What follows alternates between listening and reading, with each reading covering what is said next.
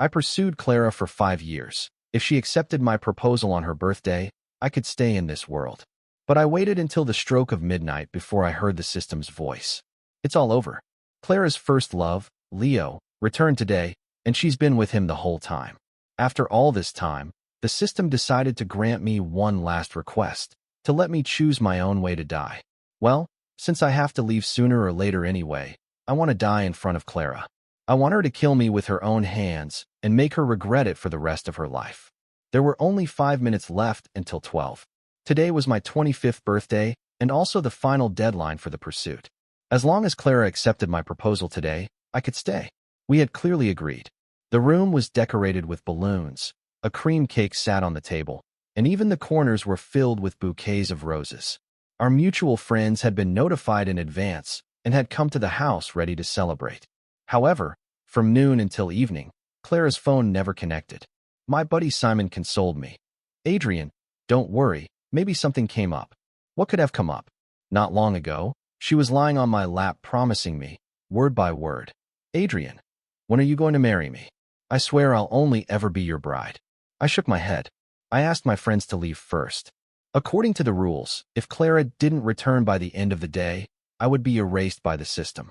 I really didn't want these true friends to see me disintegrate. Perhaps I looked too pathetic, constantly checking my watch. With only a few minutes left, the system finally spoke up. "Host, stop waiting."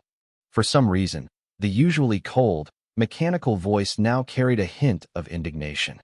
"She's not coming. Leo returned to the country today. She's been with him, and they're at the hospital now." Leo was Clara's first love. They were childhood sweethearts, having grown up together. It was just that he had a congenital heart defect and had always been frail. He was sent to America by his parents in high school and rarely appeared after that. I rubbed my temples, feeling exhausted. "Is his condition cured?" "No," the system explained. "But a new technology has just been successfully developed domestically, so he probably won't go abroad again." See, that's understandable. Since the person she truly loved was back, there was no need to stay entangled with me. Just as the system's voice faded, the 12 o'clock alarm rang. I closed my eyes, waiting for the moment my soul would be stripped away.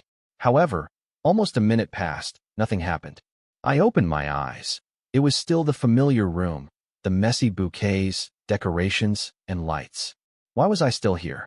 I submitted an application. "Your time in this world will be extended by 24 hours. At the same time, you can choose your own way to die." It didn't sound particularly interesting, but since I had nothing else to do, I actually started discussing with the system in all seriousness what kind of grand way I should die tomorrow. Arson? Jumping off a building? Drowning? Since that evening, the system's voice had become unusually gentle. "It's just leaving the current world, and I'll help you eliminate the pain." I hummed in agreement. I casually opened my phone, scrolling through my social media feed one last time. The latest post was from Clara's best friend, a photo of a sports car accompanied by 2 short lines. "Haven't seen her tearing up downtown like this in ages." The power of a first love, truly something else. Clara's family was deeply rooted with businesses spread across the country. She grew up in luxury, wanting for nothing. Her friends were mostly rich kids too, spending money like water, frequenting luxury stores without a second thought, owning plenty of expensive watches and cars for thrills. A few of these debutantes who grew up together even formed a club dedicated to extreme sports like racing, surfing, or skydiving. After Clara and I got together, she rarely participated in these activities anymore, but occasionally she would still go mountain racing until something happened a few years ago. She crashed into a guardrail, half her body covered in blood, and was hospitalized for half a month. Her grandfather gave her a stern talking to, and she finally quit. "She's racing again?" I asked the system, somewhat puzzled. "Not racing. Leo suddenly had heart pain, so she drove him to the hospital, not only running several red lights, but also speeding excessively." This was downtown. I frowned. If something really happened, it wouldn't just be her getting hurt. Others would be involved too. A few minutes passed, and several of our mutual friends started commenting under that social media post. "Is she crazy? Didn't she say she was ready to be Adrien's wife? What's with the street racing? Ha ha ha, bro, update your info. Leo's back. Clara's not marrying Adrien anymore." Watch your mouth. Proposal aside, street racing downtown is just wrong. Exactly, it's so dangerous. What if she hits someone? Doesn't Clara remember her grandfather taking a belt to her? She's already speeding like crazy. That girl needs to learn a lesson. I made a sound of understanding. Let's do it this way, I said to the system. Where is Clara now? She took Leo to the hospital and is now rushing to get his prescription filled. All right then, I've decided how I want to leave this world. I twirled the pen in my hand. Instead of her actually hitting someone else in an accident, I'd rather see the look on her face when she realizes she personally pushed me into the abyss for her first love. Clara wasn't far from me now, the system told me. I didn't react at first. Later, I figured it out and smiled self-deprecatingly. I was being sentimental. It was just because near this house was the largest herbal medicine chain store in all of Chicago, where many rare or limited medicines could be found. My stomach used to bother me. Clara would also get up in the middle of the night, throw on a coat, and go downstairs to buy medicine for me. Then she'd force herself to stay awake all night, sitting on a small stool in the kitchen, fanning the decoction as it simmered. She had always been like that. When she cared for someone, she'd cradle them in her palm, constantly thinking about them, worrying they might suffer even the slightest grievance. It was precisely because of those intimate times that her lack of love now was even more apparent. The system asked if I wanted to go take a look. I nodded. Of course. This was the final farewell. There was only one main road leading to the pharmacy. I put on my coat and went out. After walking a few hundred yards, I reached a junction she had to pass. It was evening now, around 8 or 9. In winter, it got dark quickly. It was already a dim night. The streetlight behind me lit up, casting a faint yellow halo. I stood beneath it, and a few moths happened to fly past my eyes. At that moment, I actually hesitated. Should I go through with this? With Clara? There were only 3 or 4 hours left until midnight. I could use this time to watch a movie, listen to songs I wanted to hear, or go for a walk by the beach and pick up a few shells. Those would all be good, rare, final memories of my time in this world. Adrien. It was the system's voice this time. For once, it didn't call me host, but my name. I answered and reflexively looked up. A dazzling light in the distance. A silver sports car was speeding towards me. It was Clara's car. It was too fast. I shielded my eyes. The high beams were practically blinding me. Are you sure? Yes. As I saw a little girl with a backpack just about to cross the road, the light was too blinding. It took a few seconds before I noticed the girl on the road. She had a ponytail and was wearing the uniform of a nearby elementary school. She looked to be in 1st or 2nd grade, short and small, wearing large over-ear headphones. She was holding her phone, texting someone, a smile on her face. She was completely oblivious to her surroundings. Even if Clara noticed the child at her current speed, braking immediately probably wouldn't be enough. The immense inertia would send the girl flying with horrific consequences. In that instant, I barely thought, "Get out of the way." I ran over and threw myself forward. A scream pierced my ears. The little girl in the school uniform was probably pushed away by me. She fell, crawled forward a couple of steps, then stumbled back to her feet. Mister, help, so much blood. Someone's been hit." Ah, the system hadn't lied. It had removed my sense of pain. So the moment the car ran over me, I didn't feel much, just some strange impact sounds and the crunch of bones breaking and shattering. It certainly wasn't a pleasant sensation, but thankfully the system quickly separated my entire consciousness from my physical body. I floated in midair, looking down at everything happening below. The girl must have been terrified. She was trembling, fumbling for her phone to call for an ambulance. I suddenly felt that what I did was quite worthwhile. I was going to die anyway, and I could save a life. Clara, sitting in the car, must have realized something was wrong. After she slammed on the brakes, the sports car skidded forward another few hundred yards before finally stopping. What happened? Perhaps because I was no longer confined to a body. I could clearly hear her words even through the closed car door and window. She looked bewildered, one hand on the door handle, muttering, "Did I hit someone? No way, that's crazy." She didn't even see me lunging forward. I smiled bitterly and shook my head. I was somewhat looking forward to seeing her reaction when she got out of the car and saw me lying on the ground. But the next second I was disappointed. After all, the phone in the car rang. It was Leo. His voice sounded weak. "Clara, when are you coming? I feel so awful." The system told me Leo had returned to the country to try the efficacy of herbal medicine as an auxiliary treatment. He had just undergone surgery abroad yesterday. He had another consultation with cardiologists. The hospital issued a long list of precautions and medications he needed to take. A few were needed urgently. Fortunately, our city had the largest traditional Chinese medicine store in the country. Therefore, Clara had practically driven non-stop towards the other end of the city. The doctor said, "It's best to start the medication today. Combined with the recent surgery, the first course of treatment will be more effective. From here to the pharmacy, getting the herbs, preparing them, and then rushing back to the hospital." Herbal medicine also required a period of decoction. 3 hours was, to say the least, very tight. Clara's hand on the car door trembled, then she put it down. "Clara, you can come back, right?" "Yes, of course." She placed her hand back on the steering wheel. Her voice was gentle as she promised into the phone. "Leo, don't worry. You'll be able to take your medicine on time." She wasn't even going to get out and take a look. She hit someone. If before, it could have been barely explained as an accident, now it was blatant criminal negligence. I took a deep breath and exhaled slowly. I stared intently at Clara in the car, wanting to slap her. Yet I could do nothing. I could only watch helplessly as she stepped on the gas and drove away as if it were all just a dream. I thought I would remain where I was. Unexpectedly, I found myself sitting in the sports car, my consciousness following Clara as she sped off. Since you're no longer bound by a physical body, isn't it more interesting to see what else she'll do?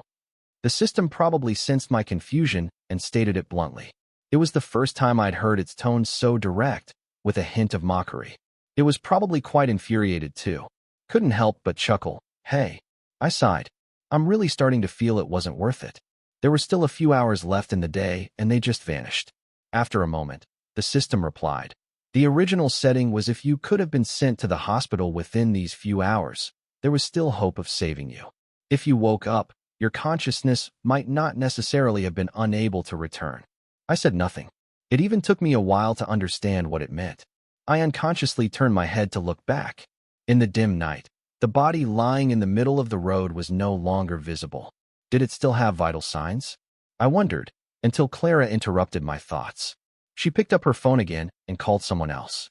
"Stella? Something happened here. Can you come check it out for me? It's at the junction behind Oak Street." I was texting and didn't see the road ahead. I feel like I hit something. It's noisy a few hundred yards back. Sounds like crying. I don't know if I heard it wrong. Come take a look, see if I injured someone. Help me take them to the hospital and compensate them. I'd heard the name Stella before. She was supposed to be her distant cousin. Clara's parents divorced very early. Within a few months, her father remarried and her stepmother even got pregnant and gave birth to a son. Because of this, Clara was quite rebellious in her youth, disobedient and troublesome. Most of the friends she made weren't very decent either. Stella was one of them. She didn't even make it to college and started working early. Though not book smart, she had high emotional intelligence and a vast, messy network of connections. Once Clara even let her manage a small branch company for a while. I frowned. What? Are they still in contact? I thought Clara had long since cut ties with Stella. During those months when Stella was the minor head of the branch company, I accidentally discovered that the company's cash flow was very abnormal, seemingly involved in some shady business. After I exposed the matter, she no longer had a place in the company. Back then, Stella detested me. The day she left, she pointed at my nose. "Adrien, don't think you're so great just because you're Clara's boyfriend. She doesn't even like you. She'll kick you to the curb sooner or later. You won't even know how you'll die or who'll collect your body." How ridiculous. At the time, I just thought she was babbling nonsense, speaking without thinking. I never expected it to become a self-fulfilling prophecy. To think this uneducated delinquent would be the one to deal with my remains. The system consoled me. "Host, maybe she could take you to the hospital?" I shook my head. I hated myself for misjudging people. She was entangled with her childhood sweetheart. She befriended people with bad characters and improper methods, and I still held a sliver of hope for her. I was truly foolish. Clara didn't seem to realize the severity of the situation. Or perhaps the little girl's cries had given her the wrong impression, making her think the person she knocked down had gotten up and shouted a bit.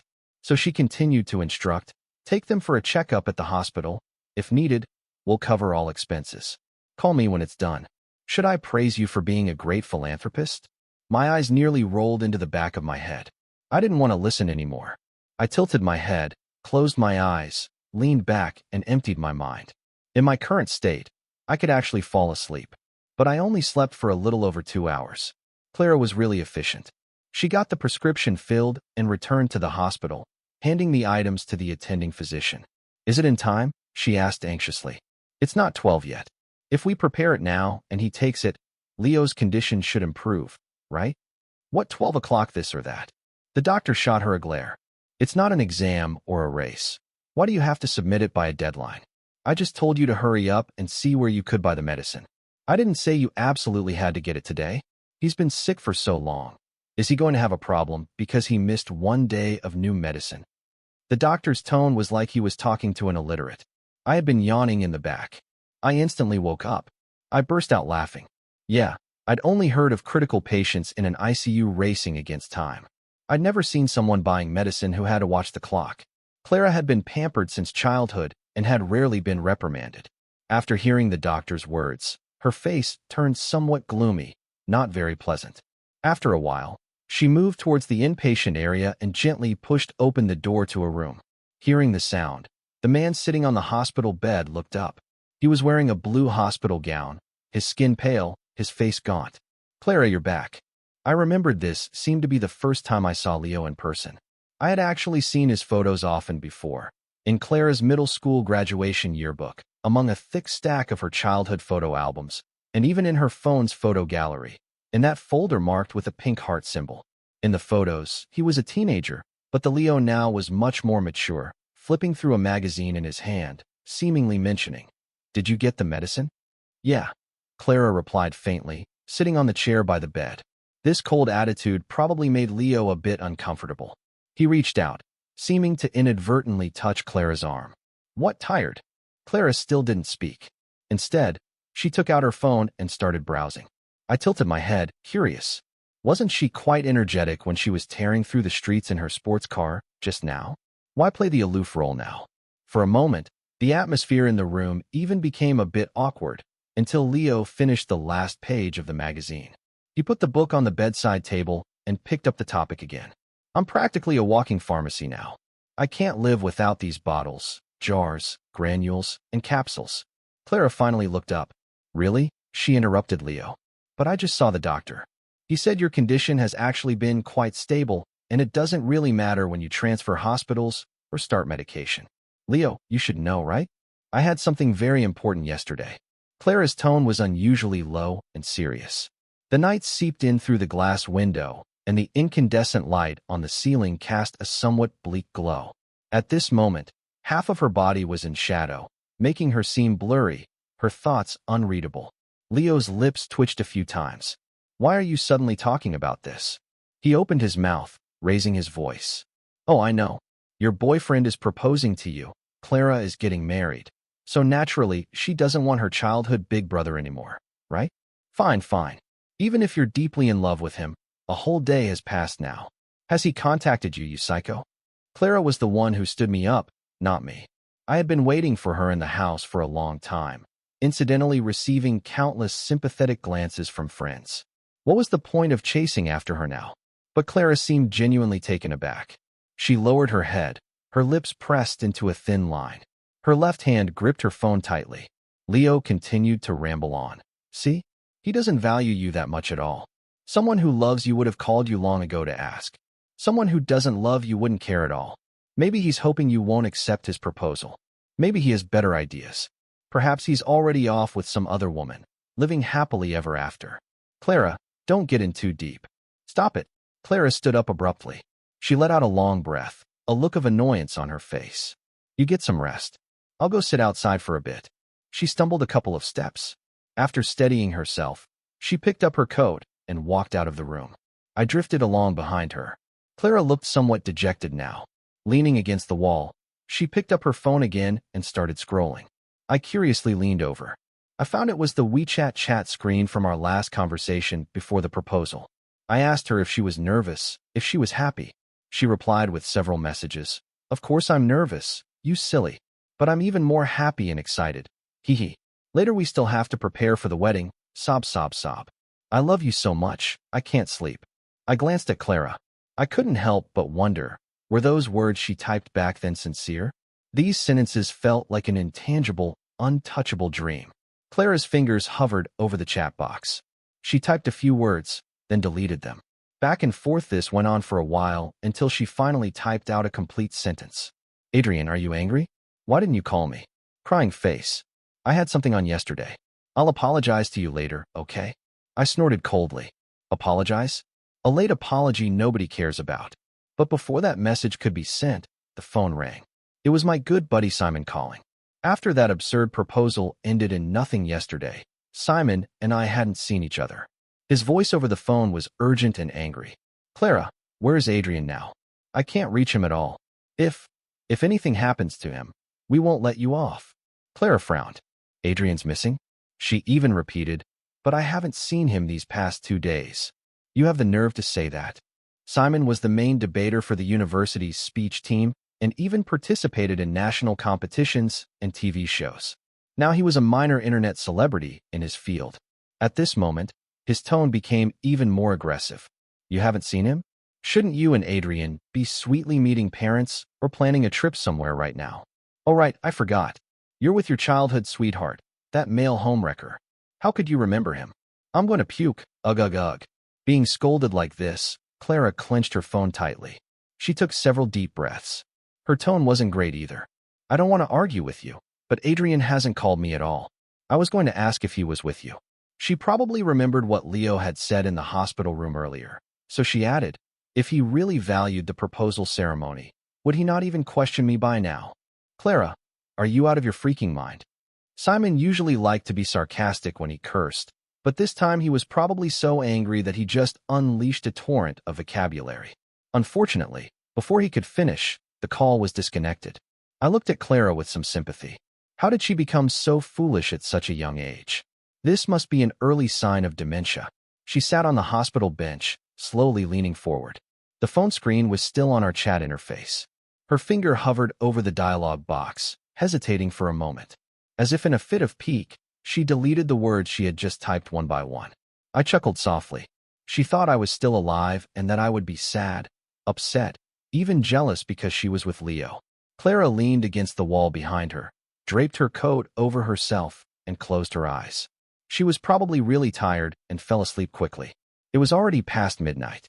Including the extra 24 hours given to me, my time was up. I called out the system again. By now, I should have completely lost all vital signs, right? What did that Stella do with my body? Can you see from your end? I didn't believe a delinquent like Stella would honestly take me to the hospital, so what happened afterward weighed on my mind like a stone. And the system, true to being a medium from a higher dimension than this world, didn't answer my question directly after hearing it. Instead, it simply pulled up a scene. In it, everything that happened next could be clearly seen. The little girl I saved probably called her parents. Within a few minutes, her parents arrived. I thought they would wait a bit until the police arrived to handle the situation before leaving, but they just took the child and left. I patiently continued to watch. Next, it was Stella's car. She was driving a rather expensive-looking luxury sedan, which she stopped at the intersection. After getting out, she quickly found the abandoned me. Clara, that girl really caused an accident. She seemed to treat it as a trivial matter, slowly walked a couple of steps, squatted down, picked up my body, and turned it over. For quite a long while, she remained in that position without moving. I even thought the system had frozen. But then I heard her rather unpleasant shouts. Adrien, damn, it's actually Adrien. Who would believe it? The lover who just days ago swore to be together forever was now in a life or death situation because of the other. How is this possible? Did Clara make a mistake? Wasn't she determined to marry him, talking about growing old together? Stella was still yelling. She took out her phone, seemingly wanting to make a call to confirm with Clara again. At this moment, my hand twitched. It flipped upwards slightly, as if hitting her high-heeled shoe. The system's voice quickly interjected. This is just a nerve reflex before death. Limb convulsions caused by brain failure. I wasn't really shaken. Stella, however, seemed startled. She leaned back, almost falling. Not dead. Adrien's not dead. She reached out and squeezed my neck. The faint pulse made her breathing heavier. confirming the current situation. For a moment, even I was curious. Faced with a severely injured, unconscious person, what would she do? Would she abandon him, or would she extend a hand to save his life? Soon, I discovered for such an immoral person, I couldn't ask for too much. Stella not only didn't take me to the hospital, but her hand on my neck also gradually tightened, harder and harder. The scene was so vivid it felt as if the air was truly being sucked away from me. Couldn't help but cough twice. I cursed. I just kicked this person out of the company. Does she hate me that much? The system cut off the playback. It sidled along with me. Yes. So without being sent to the hospital, without receiving treatment, Adrien still died. I was clear. Although it looked like I died at Stella's hands, the fundamental reason was still Clara. It was she who missed the proposal, she who knocked me down, and she who called Stella. I looked at the young woman slumped on the corridor bench. Her brow was slightly furrowed as if she wasn't sleeping soundly. She was also mumbling something. I leaned closer to listen and found she was calling my name. Adrien. Then don't be angry. Can we have another proposal, okay? Even the system let out a groan hearing such absurd words. Who was she trying to disgust, exactly? If you were really that concerned, could you still be sleeping now? Perhaps my unspoken thoughts had a small effect. A few hours later, just as the sky was beginning to lighten, Clara's phone rang again. It sounded particularly abrupt in the quiet, empty hospital corridor. She sat up, pressing the answer key. Adrien, are you home? Of course it wouldn't be me. It was one of her childhood friends. Adrien, you'd better go check social media. Simon called you out. You're trending right now, you know? The trending topic was this daughter of well-known family conglomerate betrays fiancé, leading to his unknown whereabouts. Huh? I read it back and forth several times. This probably wasn't what Simon came up with. The caption Simon posted on his own social media was relatively concise and clear. Male homewrecker involved. Friend deceived by fiancé, currently whereabouts unknown. Police have been alerted, still unable to contact him. Friends are worried for his safety. Below it was a picture. It was the landmark building of the Miller family's company, located right in the city center. This was tantamount to pointing out that the rich young lady in the statement was Clara. For a moment, the popularity soared. Simon's fans, onlookers, and even paid trolls hired by the Miller family's business competitors all flooded in. The comments section was a mess. Call the police. What's the use of posting this online for judgment? Finding the person is the most crucial thing. Didn't you see? It already said police were alerted. This Clara is such a scumbag, standing someone up at their own proposal ceremony. Anyone would be depressed. I suggest everyone boycott Miller family products from now on. Simon had millions of followers, plus Clara herself was a minor celebrity-rich kid with inherent popularity. This social media post attracted more and more attention. Some people even directly tagged the official social media accounts of the police and courts. Missing person, please investigate. With things escalating like this, Clara couldn't sit still anymore. She tossed her coat aside and started walking out. In the elevator, Clara received a call. The screen showed the word father. Clara had a very bad relationship with her dad. Ever since her father remarried and her stepmother moved in, she rarely spoke at home. Her ability to work and in turn in a management position at the company was almost entirely due to her mother's shares. After the call connected, the narrow space was instantly filled with a torrent of abuse. Look at what they're saying about our company online. I raised you all these years. Don't you have any sense of responsibility? Don't think you're something special just because of the shares your mother left you. I can still kick you out by uniting the board. I'll have your brother join the company in a few days. Enough, Clara interrupted sharply. She snorted coldly. Haven't you wanted to do this for a long time? There's so much nonsense online. Adrien couldn't possibly leave me. He's just arguing with me. Just as she finished speaking, the elevator doors opened. A group of people in uniform stood outside. It was the police. Are you Clara Miller? The policeman at the front showed his badge. You were speeding last night, hit a young man, and fled the scene. The victim no longer has vital signs. Finally, I glanced at the time. It was only a little after 7 o'clock. I had to say, our police investigation and action speed were quite fast. Clara shook her head, her face instantly turning deathly pale. Hit and run causing death? I clearly called someone to come help handle it. She took a step forward, trying to feign a tough attitude. That makes you an accomplice. The next moment, The police officer directly cuffed her wrist. Do you have any questions? Good. We also need you to identify the body. Clara ignored why the police would need her, the perpetrator, to identify the victim's body. She was just angry, indignant, and kept blaming incessantly until she entered the police station's morgue. She asked, "Can't we settle this? Give me the family's contact information. I think they won't refuse the amount."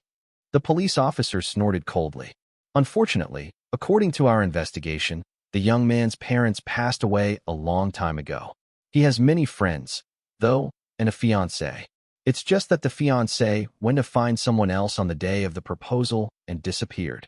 Clara frowned as if she remembered something. She opened her mouth, but ultimately said nothing. She just followed step by step to the long table placed in the corner. It seemed only at this moment did she finally remember something. She looked up at the police officer. What's the use of me identifying the body? I didn't see anything clearly at the time. Even if I did, I wouldn't know him. How could you not know him? The police officer rolled his eyes. Didn't you just say on social media a few days ago that you were about to be proposed to? I hid far behind, watching this absurd farce. My body lay on the silver metal table, covered, only a general outline visible. What do you mean? Clara's Adam's apple bobbed, her voice dry as if squeezed out. What do you mean by that? Her hand, originally on the white cloth outside, was now trembling, frozen in midair, never daring to lift it. A police officer had been writing something in a notebook. After a while, he looked up, saw her still in that posture, and finally lost patience. He reached out and lifted it himself. Clara Miller, this is the person you hit while speeding at the Oak Street Junction last night. Have you seen him? Do you recognize him? Do you know who this is? Looking at Adrien lying there motionless and bloodless, I finally truly felt it. I was really dead. I had died covered in wounds in a wretched state. These extra dozens of hours were merely borrowed from the system. I glanced at Clara. Impossible, she cried, covering her face, seemingly unable to bear even a single look. How could it be? How could it be? Adrien, are you trying to say? I hit. Clara's voice grew smaller and smaller for the last part of the sentence, and she ultimately didn't finish it. There's surveillance footage at the intersection. The eyewitness has also contacted us. It was you in your sports car, going far above the speed limit, who ran over the man who was supposed to become your husband. Stella was of course also arrested. After all, I was still breathing at the time. She choked me and then threw me into a patch of wasteland, leaving me there to slowly die. Upon learning this, Clara stumbled a couple of steps. She seemed to have lost all her strength. She reached out to steady herself on the edge of the table, but slipped. She knelt beside my body. Yes, I could have been saved if only she had stopped the car then and taken me to the hospital immediately. But what did she do?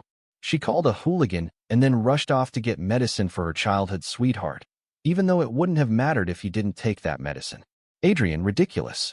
She was still calling me Adrien now. Clara raised her hand, seemingly wanting to caress my face.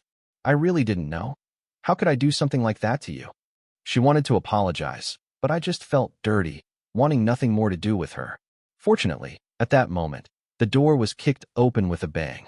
My buddies had arrived. Simon was at the front. He had known me for years, and plus he had just posted that social media message. The police, not surprisingly, had also notified him. Clara, he shouted. He rushed over violently, so I caught her hand. Aren't you disgusting? Can you stop touching him? Usually when these two met, there was always a tense atmosphere, either cold faces or arguments. This time, Simon used all his strength, reached out and slapped her hard, until the police restrained him and Clara stood there motionless. You foul, shameless, damn murderer. That homewrecker who's just like you. Would he die if he didn't see you? But Adrien died because of you. Do you have any conscience? You should go to hell right now. Towards the end, Simon's voice was choked with sobs. He even tried to ignore the police holding him back, wanting to rush forward and strangle Clara. Clara lowered her head. Her voice was low. Yes, I should pay for her life with mine.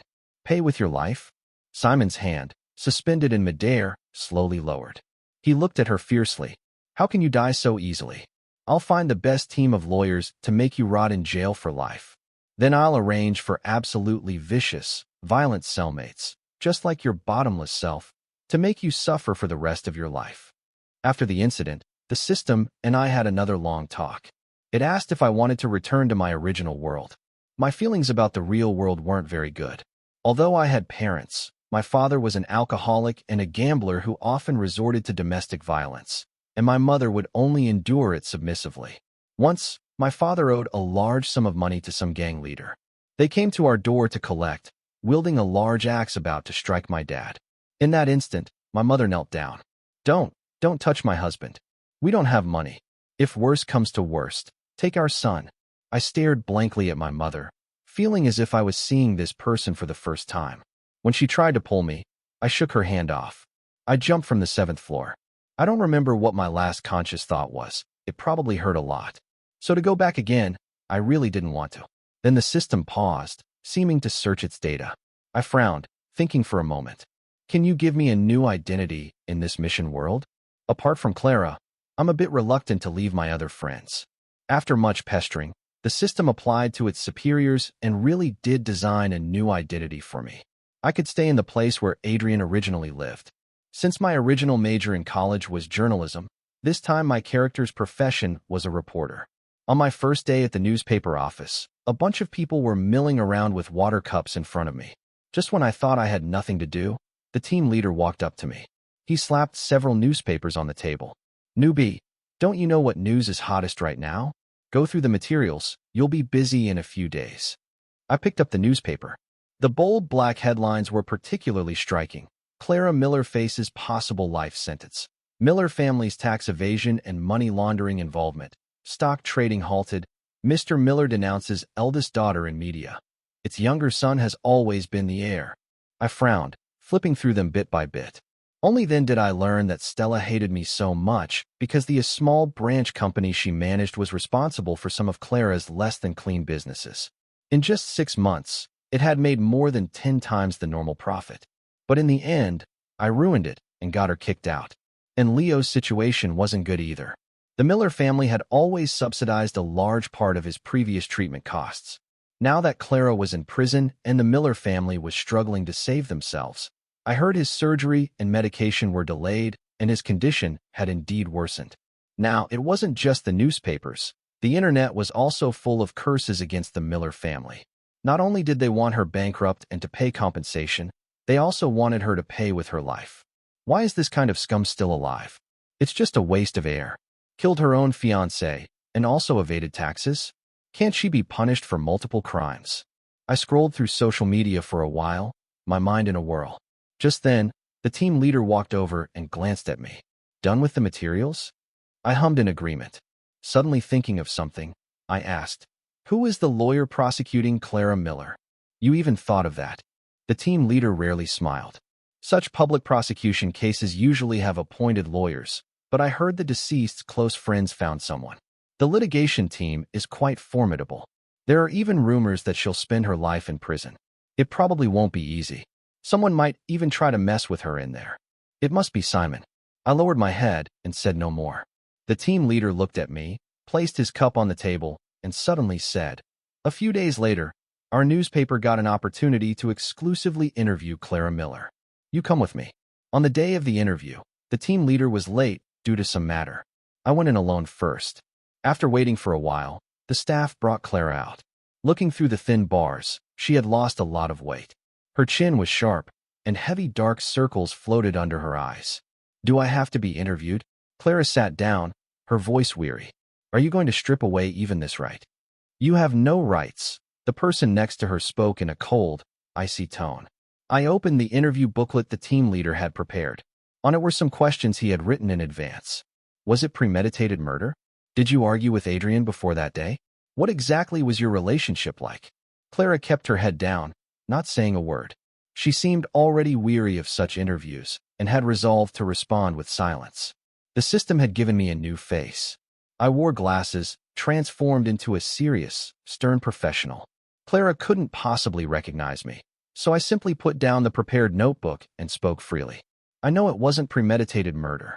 Adrien was trying to save a little girl. On the day the police arrested you, the little girl's family also came. Police hadn't publicly disclosed the matter of the girl.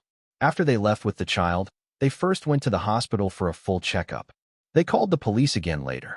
There was still no sound from the other side, but Clara finally looked up. She glanced at me hesitantly, probably thinking I was some reporter with police connections who knew a lot of inside information.